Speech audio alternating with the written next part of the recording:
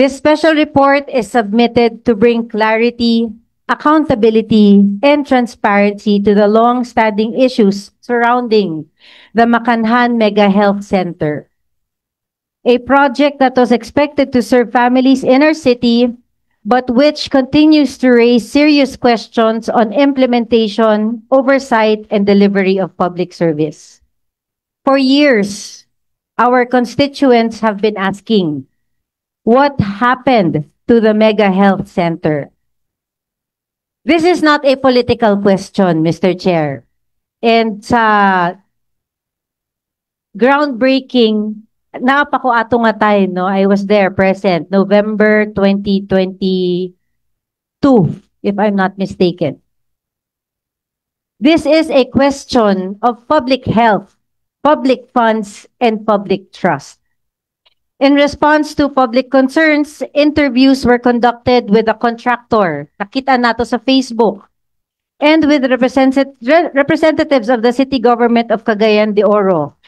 While these interviews aimed to provide clarity, they instead revealed more inconsistencies than answers. In short, it has become a battle of interviews.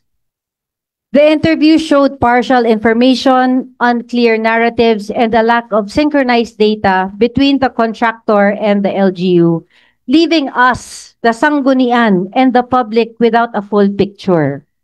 I've had several interviews over the weekend, Mr. Chair, and in all honesty, I could not give them a concrete answer because I myself do not know kung unsa nay gakahitabo. It was a matter of kanang tubag sa contractor or tubag sa atuang engineering or the CIO department head. This is not just a construction issue. It is a matter of dignity, of public trust, and of our responsibility to protect the well-being of our constituents. In light of these gaps and inconsistencies, I respectfully call, Mr. Chair, for a full technical audit of the project, submission of all documentary requirements from the contractor and implementing offices, and also a committee hearing where all parties must answer clearly and honestly, and a firm, realistic, public timeline for the project's implementation.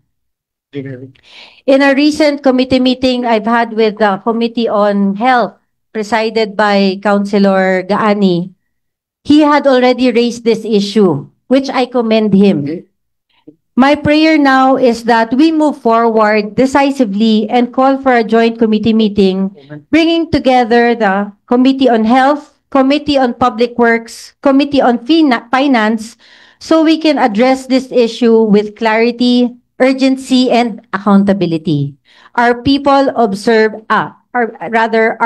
deserve nothing less.